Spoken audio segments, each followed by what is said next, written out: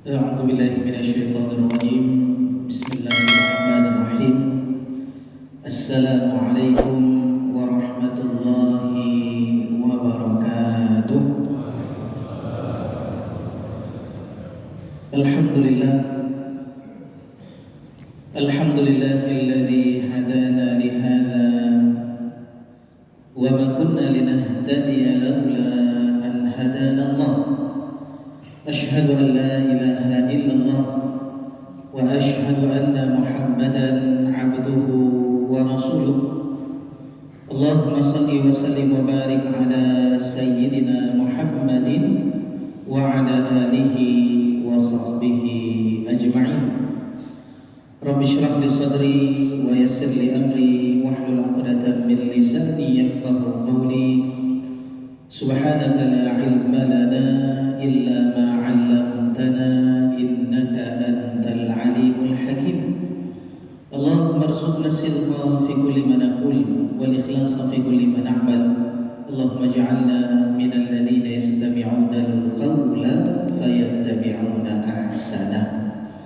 Alhamdulillah, yang sama-sama kita hormati dan kita muliakan, yaitu Ketua BKM dan seluruh pengurusnya yang alhamdulillah diketuai oleh Walid Samsuan, dan beliau pun tahun ini mungkin akan berangkat haji.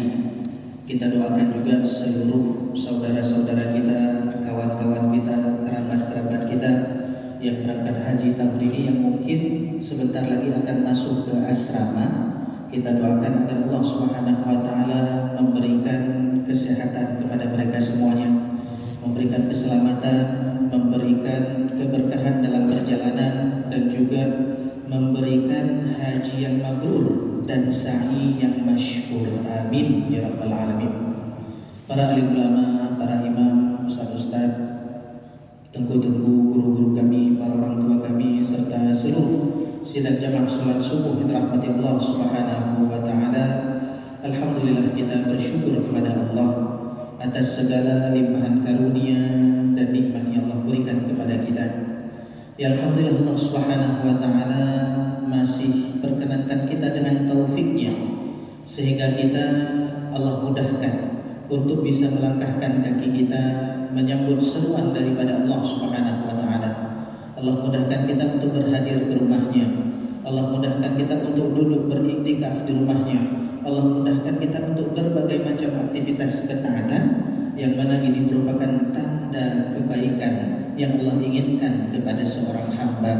Idza aradallahu bi'abdin khaira, apabila Allah menginginkan kebaikan bagi seorang hamba, ista'malah, maka hamba tersebut akan digunakan oleh Allah Subhanahu wa taala, yaitu diberikan taufik untuk bisa melakukan amalan-amalan saleh. Mudah-mudahan segala aktivitas amal saleh yang kita lakukan mendatangkan ridha daripada Allah Subhanahu wa taala. Amin ya rabbal alamin. Salawat berikan salam senantiasa tercurahkan kepada junjungan kita baginda Nabi besar Muhammad sallallahu alaihi wasallam, para keluarga dan sahabat-sahabatnya yang telah berjuang dengan penuh pengorbanan membawa kita menuju kepada keselamatan dunia dan akhirat. Sidang jemaah rahmati Allah Subhanahu wa taala, dalam kehidupan ini kita mencari yang namanya keberkahan. Kita ingin hidup kita berkah. Kita ingin waktu yang Allah berikan kepada kita, umur yang Allah berikan kepada kita berkah. Kita ingin rezeki yang kita usahakan setiap harinya diberikan keberkahan oleh Allah. Kita ingin yang namanya pernikahan kita dengan pasangan hidup kita ingin dapat berkah juga. Kita ingin anak-anak kita berkah, semua kita ingin kehidupan kita betul-betul diberkahi oleh Allah Subhanahu wa taala. Dan jemaah rahmati Allah, mendapatkan keberkahan di dalam hidup itu masya Allah karunia besar yang Allah berikan kepada hamba-hambanya. Karena dengan semua perkara tersebut mendatangkan banyak kebaikan daripada pekerjaan yang kita lakukan. Kalau umur orang berkah jemaah rahmati Allah, mungkin umur kita dengan umurnya sama, sama-sama 40 tahun, sama-sama 60 tahun, tapi ketika keberkahan umur, banyak kebaikan, banyak perkara yang dapat memberikan kemanfaatan yang dapat dikerjakan. Umurnya sama. Kita lihat bagaimana Al-Imam An-Nawawi rahimahullah ta'ala, umur beliau cuma 45 tahun saja. Kalau kita kira 45 tahun itu singkat betul, tapi ketika Allah berikan keberkahan kepada beliau daripada umur dan waktu yang beliau punya, beliau sanggup menulis kitab yang mana kalau kitab-kitab tersebut jumlah halamannya dibagi dengan umur beliau, maka dari hari pertama lahir disebutkan oleh muridnya itu ada salas karoris, 3 buku kecil bisa ditulis dari hari pertama sampai beliau meninggal dalam usia 45 tahun. Ada juga orang yang diberikan waktunya berkah. Kita dalam hari tersebut 24 jam kita punya. Kawan kita 24 jam. Tapi kadang-kadang 24 jam yang kita punya enggak dapat berkahnya. Sehingga pekerjaan yang bermanfaat yang kita lakukan mungkin lebih sedikit daripada orang-orang yang mendapatkan keberkahan daripada waktu. Makanan juga sama. Kalau kita makan, kita cuma usaha membeli makanan yang terbaik yang dapat kita konsumsi. Tapi keberkahan makanan itu hak prerogatif Allah. Ketika kita masukkan makanan tersebut, kalau makanan itu berkah, betul-betul bisa memberikan banyak manfaat daripada yang kita makan. Semua gizinya betul-betul diperas, diambil oleh tubuh kita. Tapi ketika Allah katakan makanan itu enggak berkah, maka udah capek kita beli, mahal harganya, apa yang masuk semua gizinya pun ikut keluar, enggak sempat dimanfaatkan oleh tubuh. Maka jemaah rahmati Allah, kita sangat butuh kepada yang namanya keberkahan hidup. Dan apa yang kita lakukan di awal pagi ini pun adalah salah satu cara untuk mendapatkan keberkahan dalam waktu yang Allah berikan kepada kita. Sebagaimana hadis daripada baginda Rasulullah, doa beliau, Allahumma barik li ummati fi bukuriha.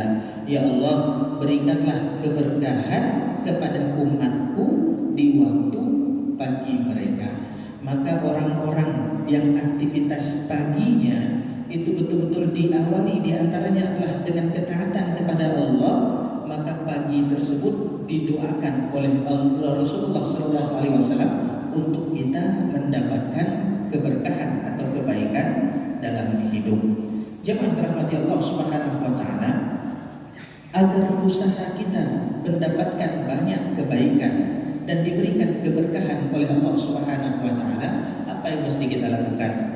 Saya teringat judul ini ingin saya sampaikan, yaitu pada hari Ahad yang lalu setelah kejadian. Jadi setelah mendapatkan kabar bahwasanya orang tua dari kawan, yaitu jamaah BBC juga, yaitu Pak Zuhri, itu kecelakaan, saya dihubungi sama anaknya ketika itu masih di IGD.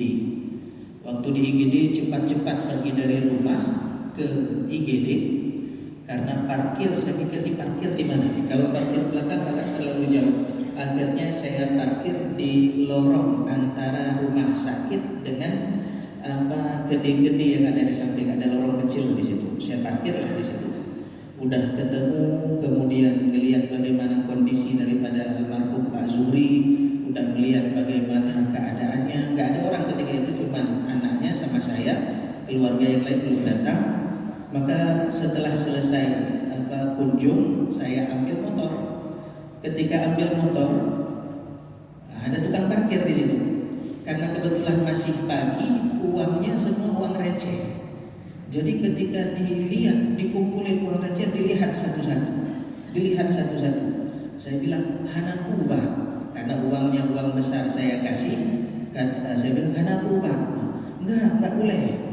Ini saya cari betul-betul karena ada orang iseng dikasih 200. Padahal pecahannya pecahan 500, disisipkan pecahan 200. Oh, kadang banget Pak ya. Apa beliau bilang? Bukan saya ditipu, mereka tipu diri mereka sendiri.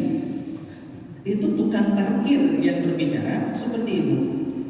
Mereka nggak nipu saya sebenarnya. Sebenarnya mereka sedang menipu diri mereka sendiri. sendiri. Allah kan maha tahu.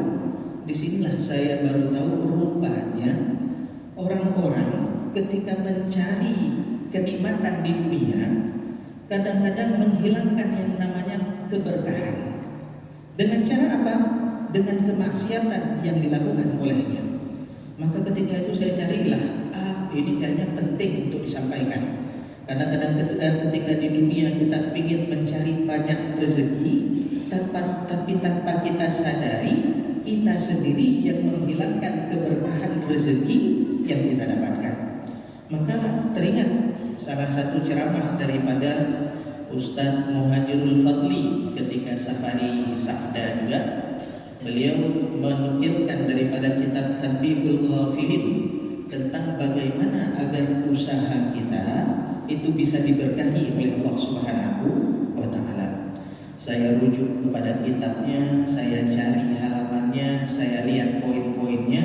Alhamdulillah, rupanya pelajaran berharga bagi kita. Jemaah dirahmati Allah, setiap daripada kita pasti berusaha mencari nafkah, punya usaha. Gimana supaya usaha kita ini betul-betul berkah?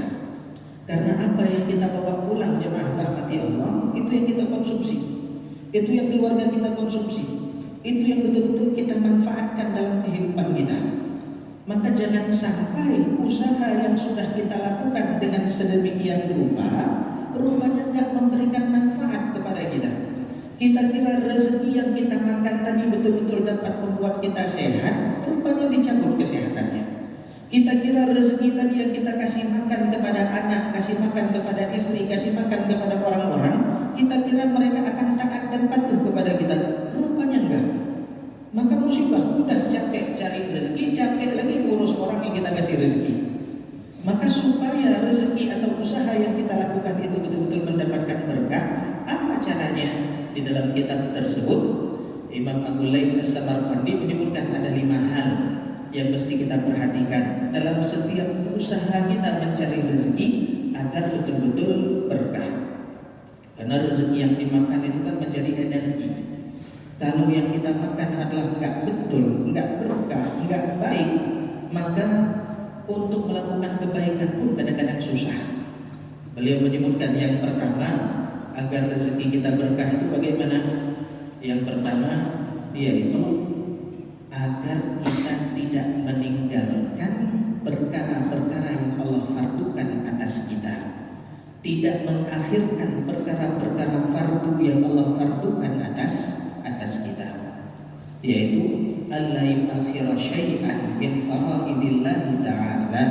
Jangan sesekali gara-gara usaha yang kita lakukan, pekerjaan yang kita lakukan, kita mengabaikan perkara fardu. Itu jangan sampai. Kita jemaah dirahmati Allah, sambil-sambil nunggu waktu zuhur kita kerja. Tapi jangan sampai gara-gara kerja zuhur kita tinggal. Sambil-sambil nunggu waktu asar kita kerja, atau sebagian kita istirahat. Jangan gara-gara istirahat sholat asar tidak kita kerjakan. Kita kumpulkan harta, banyak kita kumpulkan. Allah wajibkan kita untuk mengeluarkan sebagian daripada harta yang kita punya dalam bentuk zakat misalnya. Maka supaya harta yang kita kumpulkan tersebut betul-betul berkah, tunaikan apa-apa yang Allah fardukan atas kita. Jangan gara-gara mencari rezeki perkara fardu kita abaikan. Bagaimana Allah memberikan keberkahan kepada seseorang kalau orang tersebut tidak mau memperhatikan, tidak mau mengamalkan apa yang Allah perintahkan, wajibkan atas dirinya. Maka perkara wajib itu paling utama untuk kita jaga. Maka nggak betul ketika kita udah banyak duit kita sedekah kepada orang, sholat nggak kita kerjakan. Nggak betul. Oh, kita pandang orang tersebut soleh kali dia, banyak kali sedekah, tapi sholatnya nggak dikerjakan. Ini nggak betul. Maka jaga perkara fardu yang Allah fardukan atas kita. Usaha tersebut yang kita lakukan untuk membantu kita dalam menunaikan perkara fardu. Jangan terbalik. Kalau kita lihat imam-imam dulu, Imam Bukhari, para ulama-ulama dulu, tujuan utama mereka adalah menuntut ilmu. Dari mana rezeki mereka sehingga mereka mengkurihlah untuk menuntut ilmu ke seluruh penjuru alam? Imam Bukhari keliling dunia. Dari mana duit beliau? Rupanya beliau bukan jual ilmu, tapi beliau berdagang. Udah dapat duit berdagang, beliau lanjutkan perjalanan.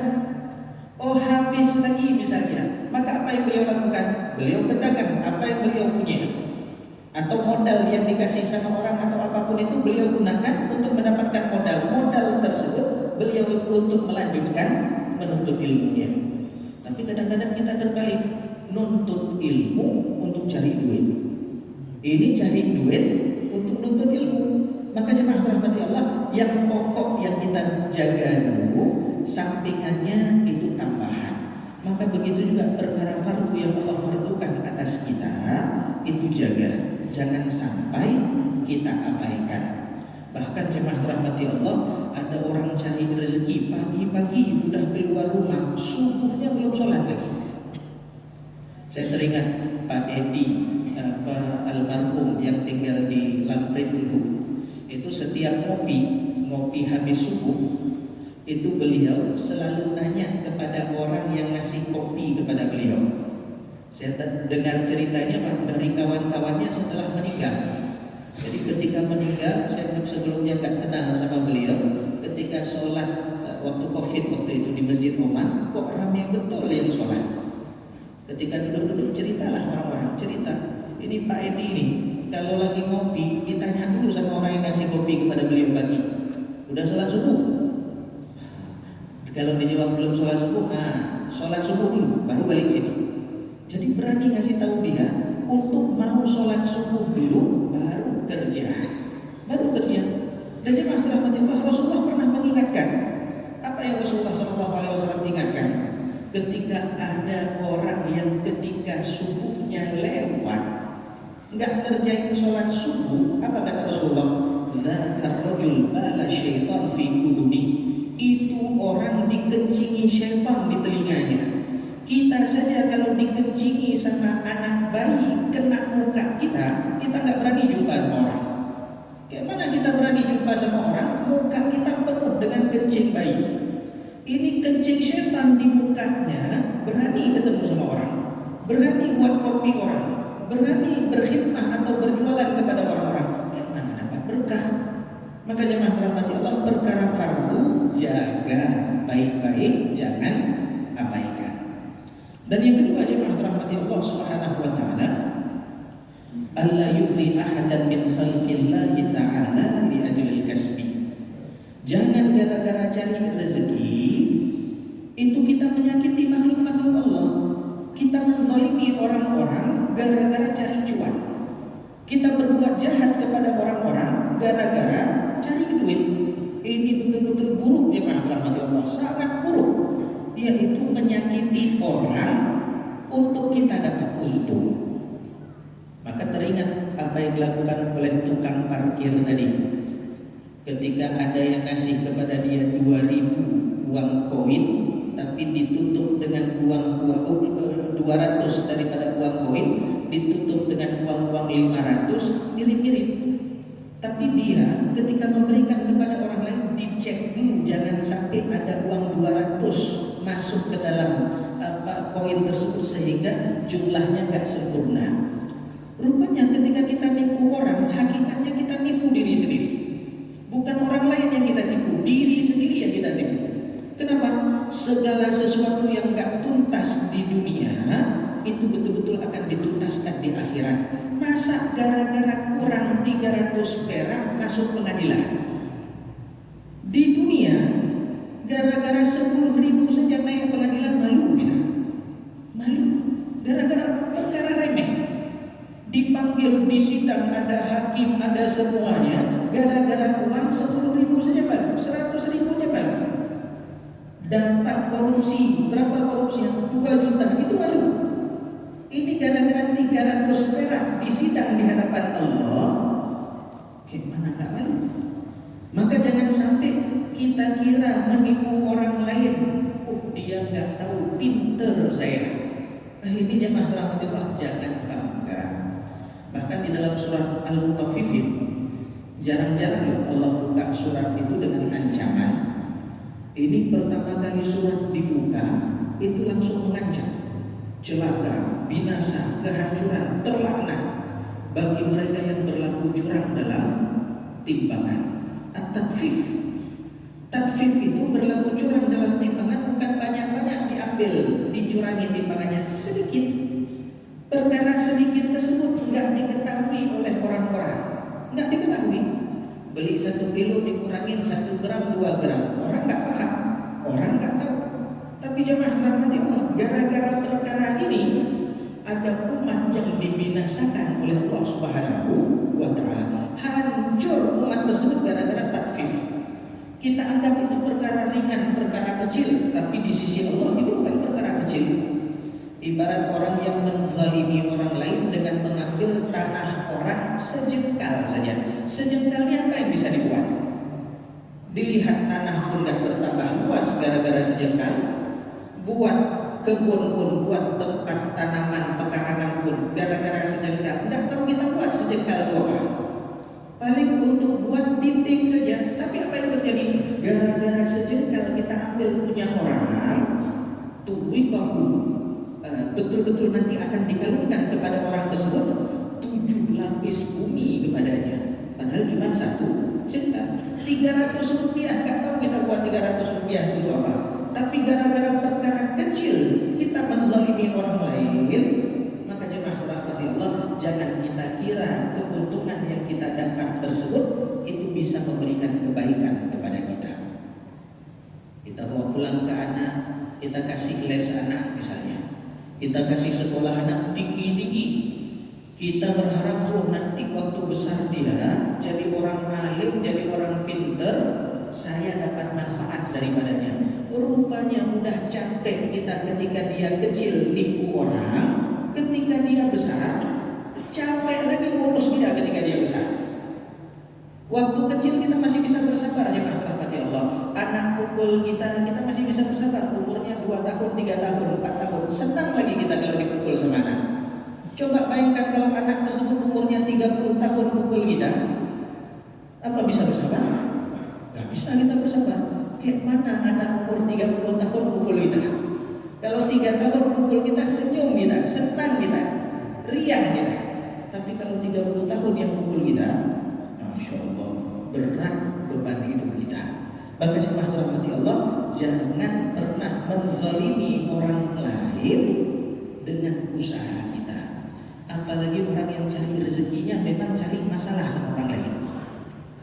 Memang keuntungannya paling cepat, paling cepat kaya, paling cepat banyak duitnya. Dia itu dengan apa? Dengan menzalimi orang lain. Cepat betul. Tapi jemaah rahmati Allah, ingat Allah itu maha melihat, Allah itu maha memperhatikan. Allah nggak pernah lalai kepada orang-orang yang berbuat zalim. Oh, kenapa dia nggak diazab di dunia? Kenapa nggak dibalas di dunia? Jemaah yang dirahmati Allah, dunia ini bukan tempat pembalasan. Dunia ini tempat kita beramal. Silahkan beramal dengan apa yang kalian lakukan, tapi ingat kalian akan dibalas oleh Allah Subhanahu wa Ta'ala. Maka nggak perlu terlalu senang dengan sesuatu yang memang sebenarnya bukan hak kita, dan jangan terlalu sedih kalau memang hak kita nggak disempurnakan sama orang-orang. Kenapa? Nanti ada waktu, di waktu tersebut Allah sempurnakan semuanya. Maka jangan sampai kita menzalimi orang lain dengan usaha yang kita lakukan. Jemaah rahmati Allah, bahkan perkara takfif tadi, berlaku curang dalam timbangan yang perkara remeh, memang secara zahir pada perkara timbangan, tapi hakikatnya para ulama tafsir menyebutkan, sebagiannya itu menyebutkan segala yang punya standar ganda masuk takfif.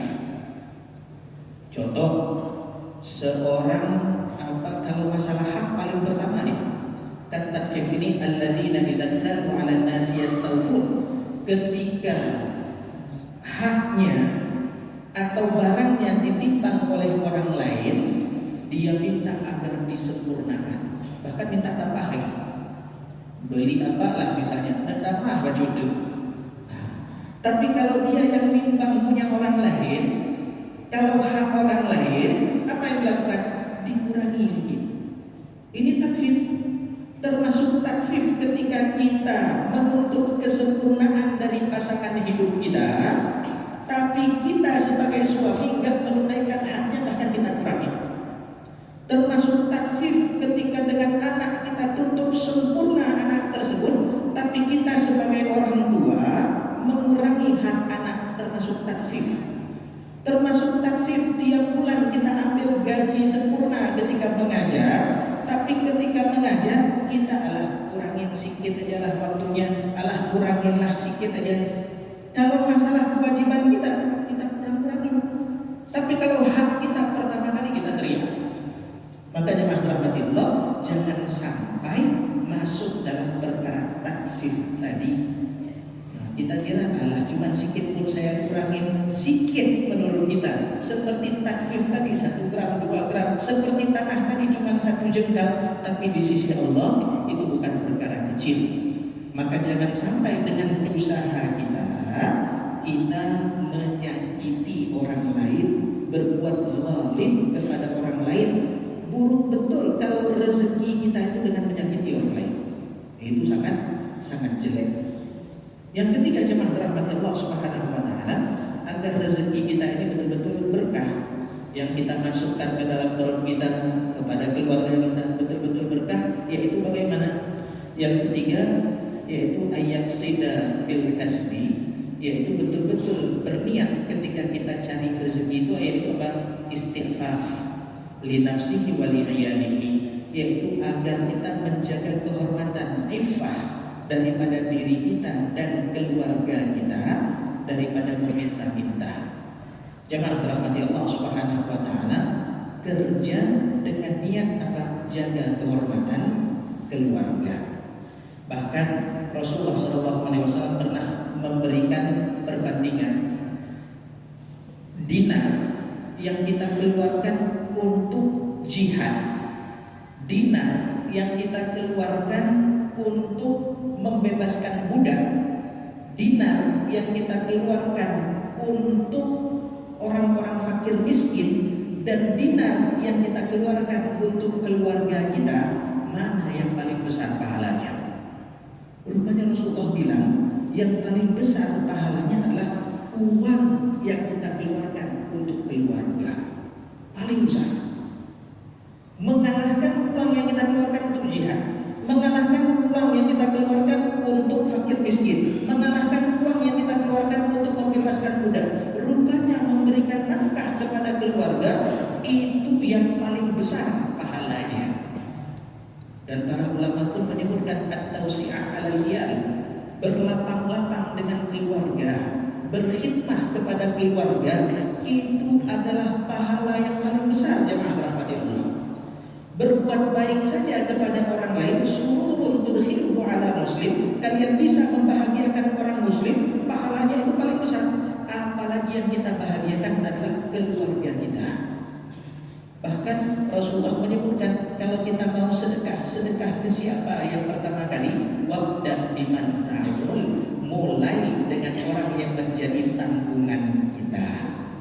Ini jangan sampai royal kepada orang, kepada kawan semuanya boleh pesan apa-apa, kepada semuanya boleh pesan, tapi kepada keluarga sendiri jangan pesan banyak-banyak. Ayah gak bawa banyak duit, tapi kepada kawan semua dikasih. Pergi satu mobil sama kawan misalnya, ada keluarga kawan, ketika masuk di warung langsung bilang, ini jangan pesan banyak-banyak, ini ayah gak banyak bawa duit. Itu untuk keluarga dibilang. Tapi kawannya, anak-anak kawannya, karena dia bayar, semua dibayar. Anak-anaknya puasa, lihat yang dilihat ke anak kawan, ya Allah banyak betul makannya. Yang bayar ayahnya, yang bayar ayah yang mengatakan kamu jangan pesan banyak-banyak. Jemaah rahmati Allah, itu pahala terbesar kepada keluarga dulu, kepada keluarga dulu. Jaga kehormatan keluarga dengan bekerja. Ini niat mencari nafkah. Yang keempat, jemaah rahmati Allah, yaitu apa? Yang keempat, yaitu jangan terlalu kita porsir dalam bekerja. Gila kerja itu nggak baik. Semuanya ada hak masing-masing, ada porsinya masing-masing. Ingat, ketika ditanya, aduh capek kali kerja tujuannya untuk cari sesuap nasi.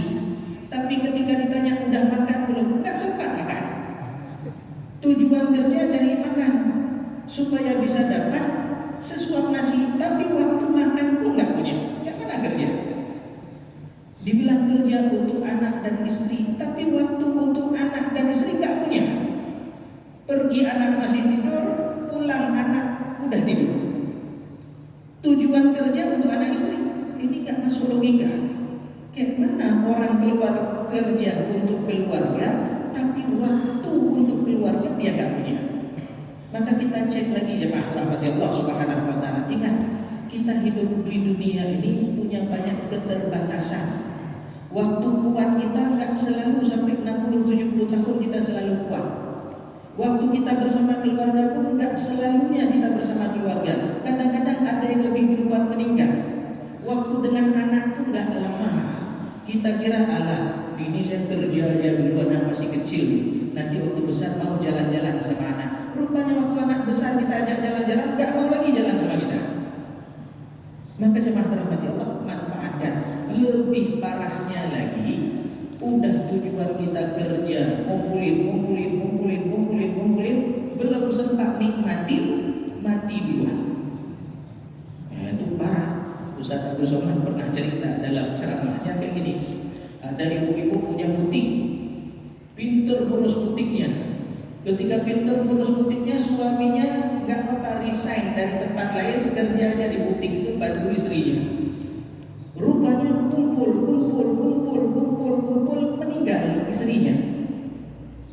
Diwarisi kepada suaminya. Suaminya nikah sama pembantu yang ada di butik tersebut. Kira-kira kalau istrinya hidup lagi rela kan? Kira-kira. Jemaah rahmati Allah, khairul umur awsatuha. Sebaik-baik perkara itu yang di tengah-tengah. Ada duit nih masih sehat nih, yuk pergi umrah. Nanti kalau udah capek, gak sanggup lagi. Ini lagi ada, yuk kita kemana? Membahagiakan keluarga, baliknya untuk kita sendiri juga. Jadi jangan berlebihan. Diri kita punya hak, berikan haknya. Anak kita punya hak, berikan haknya. Istri kita punya hak, berikan haknya. Kemudian orang tua kita punya hak, berikan haknya. Waktu itu nggak lama. Sekarang punya duit nggak mau ajak keluarga, takut banyak kali habis misalnya. Nggak mau bawa ayah, takut banyak kali habis. Ketika ayah udah meninggal, nggak mungkin dari alam kubur kita suruh bangkit ingin aja makan. Nggak bisa lagi. Maka jangan gila kerja sehingga apa? Waktu untuk istirahat, waktu untuk orang-orang yang memiliki hak itu kita nggak punya. Bahkan jemaah rahmati Allah, ada orang yang mungkin diidolakan oleh orang banyak. Misal, saya ceramah di sini banyak orang misalnya yang senang. Oh hebat kali Ustaz, enak kali, kapan kita ajak lagi. Menurut orang lain itu kebaikan, tapi menurut anak sendiri kadang-kadang bukan kebaikan. Apa ya ini? Selalu orang lain. Jalan-jalan ke laut nggak pernah. Selalu diajak sama orang lain. Akhirnya apa? Keluarga ini tidak menjadikan orang tuanya itu sebagai panutan. Kenapa? Akhirnya apa? Nggak mau adik jadi penceramah kayak ayah. Kenapa nggak mau? Nggak bisa jalan-jalan, nggak bisa ini, nggak bisa itu. Rasulullah apa yang beliau lakukan? Beliau itu waktunya sama seperti kita 24 jam. Tapi kalau ditanya sama keluarganya, siapa idolanya? Pasti ayahnya. Ketika ditanya mana Rasulullah di rumah, Rasulullah itu di rumah sempurna betul di rumah, sangat sempurna. Dan kalau Rasulullah di luar itu sempurna betul khidmah kepada orang luar. Kita di rumah ngurusin orang luar, di luar ngurusin orang lain lagi. Akhirnya apa? Betul-betul kehadiran kita kadang-kadang di rumah nggak dianggap. Lebih enak duduk sama kawan bagi anak, lebih enak duduk sama kawan bagi istri. daripada duduk sama suaminya misalnya. Nah, itu udah parah. Maka jemaah rahmati Allah, berikan masing-masing itu porsinya sehingga apa?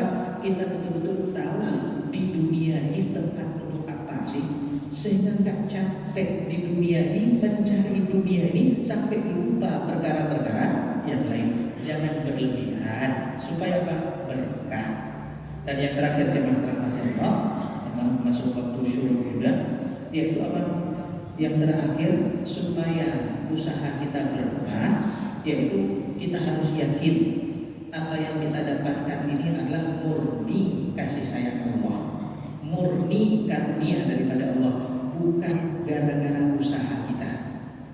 Dulu Qarun pernah menganggap apa yang dia dapat itu betul-betul usahanya, nggak ada campur tangan Tuhan di situ. Akhirnya Allah jadikan pelajaran bagi orang-orang yang datang setelahnya. Dalam kitab Riyadhus Shalihin juga diceritakan tentang 3 orang, satu botak, satu kulitnya rusak, satu lagi orang yang nggak bisa melihat.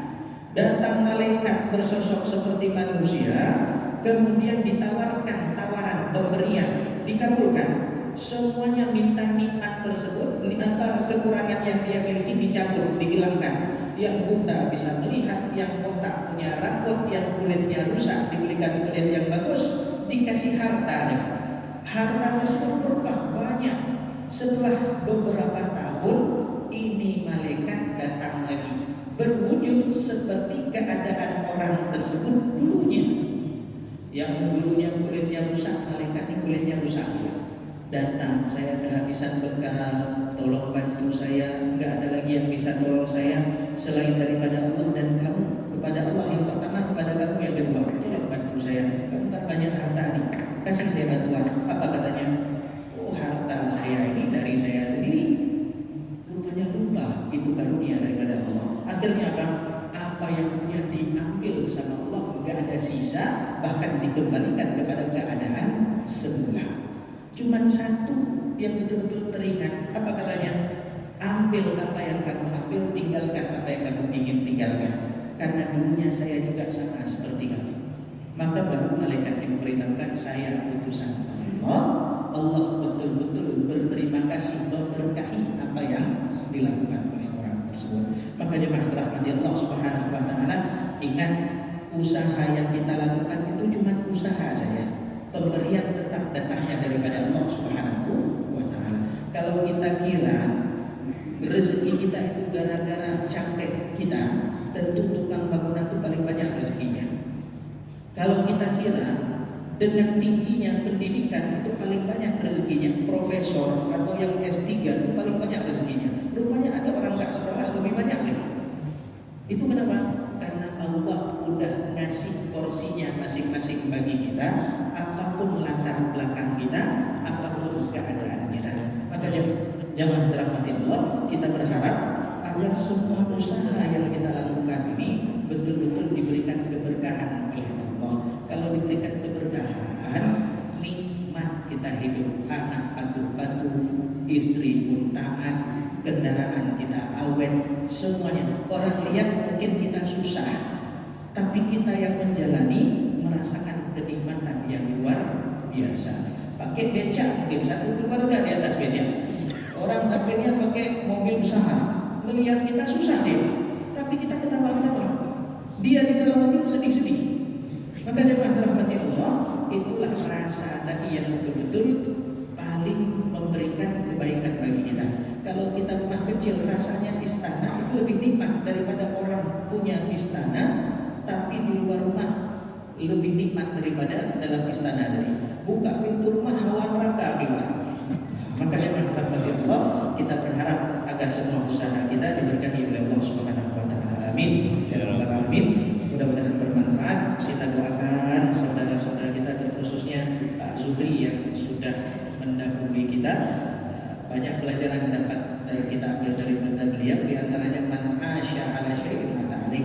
Kalau kita punya kebiasaan baik, insya Allah Allah tahu kita itu baik dan Allah akan berikan kebaikan. Mudah-mudahan kita semuanya dapat banyak kebaikan. Amin. Ya rabbal alamin. Subhanakallahumma wa bihamdika asyhadu an la ilaha illa anta astaghfiruka wa atubu ilaik.